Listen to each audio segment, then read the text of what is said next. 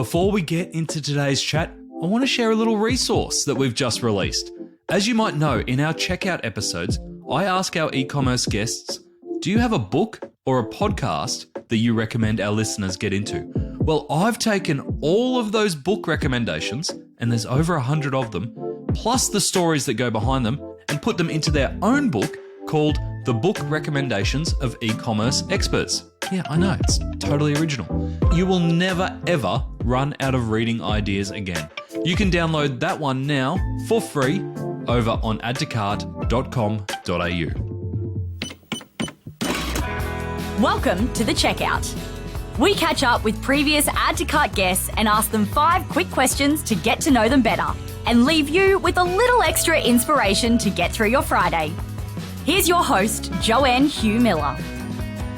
Today's Checkout features Jessie Sadler, founder of adaptive fashion label Christina Stephens, which allows people with disability, dexterity issues, and changing bodies to wear what they actually want, not what they're given. As well as functionality for a range of needs, the brand aims to provide pieces that offer colour, elevated design, and a touch of glamour. And we're even on the runway at Australian Fashion Week last year. Jessie, thank you so much for joining us on the Checkout today. It was so inspiring to hear about how your label for adaptive fashion, Christina Stephens, is going. But now is the time to find out more about the woman behind the brand. So I've got 5 quick questions for you. First one, what is the weirdest thing you've ever bought online? I'm going to have to say my live chickens. Who are still with me. I bought them during COVID, so I think the poultry farm had to get smart quick. Yeah. Yeah, I was able to buy live chooks online and now they're our egg layers, so that's the weirdest thing. Who is your favourite retailer? My favourite fashion retailer is Wolf & Badger. I just love Northern European style fashion at the moment. It's quirky and a bit different. I think in terms of functional online retailer, I think Woolies have got their act together. I do try and support as much as I can local produce and farmers markets, but I have 2 kids and I run a business and things can get busy, and their systems are just excellent. Their return systems, their customer service, their ordering. I hate going to the supermarket full stop. So if I can do my shopping with ease, 5 minutes on the couch in front of the telly, that just makes my day. What about adaptive fashion labels? Who do you think's really killing it there? Apart from Christina Stephens, of course. Apart from Christina Stephens. Look, Tommy Hilfiger was or is one of the first movers and international leaders in this space, and he has a very distinct style to his clothing, but in terms of distribution and getting it out there around the world, he's doing a great job for others to learn from and to follow. But I think Australia, like we talk to our international colleagues on a regular basis in Europe and the US, and Australia is certainly on the map in terms of our adaptive clothing initiatives and our labels. So that's something that we should be really proud of. And the girls that we showcased on the adaptive runway last year are a testament to that. I was really happy, besides the Candace turmoil that she caused herself, that Skims has introduced an adaptive lingerie line or underwear line, and I think that kind of Kardashian mainstream huge exposure for incorporating adaptive fashion is a really good thing for the category. Yeah, 100%. I completely agree. Which e-commerce practice do you wish was history? Shitty sizing guides and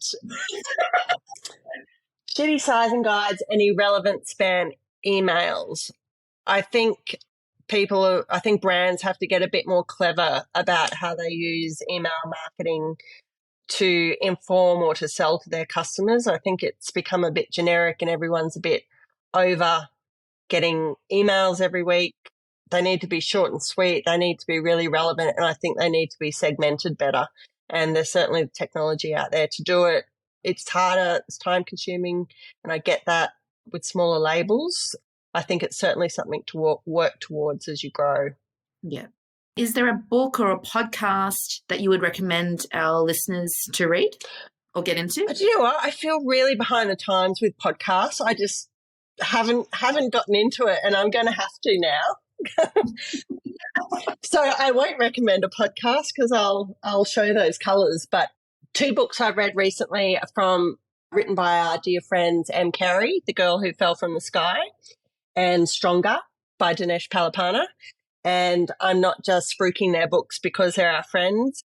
They give fabulous insights into the challenges, and it is the strength, the guts, the strong-mindedness and the determination that people with disability have to live a life. And those 2 are extraordinary. I give you that. But it does take you deep into the world of what it's like to have with a disability and the challenges, the real life-changing challenges that people experience if the disability is new to them rather being born with it. And, yeah, they're both fabulous reads. I would highly recommend them both. Yeah. Finish this sentence. The future of retail is... including adaptive fashion on your racks in your bricks and mortar store. And if not adaptive fashion, just making your marketing and online retail activities more accessible, more inclusive, and not doing that because it'll make you feel fuzzy-wuzzy and good. It's because it will increase your business and your customer following. As we've mentioned before, 20% of most populations around the world, including Australia, have a disability, and it is a grossly overlooked market. Yeah. Jessie, thank you so much for joining me today. No worries. Lovely to be here, Jo. To hear more from Jessie, jump back into episode 313, where she shares her top tips for accessible e-commerce, how a powerful admission from a nervous groom led to some unique, sexy lingerie, and why representation makes good business sense, both ethically and financially. She even talks about bulletproof jeans. You heard it here first. Thanks for listening, and until next time, keep adding to cart.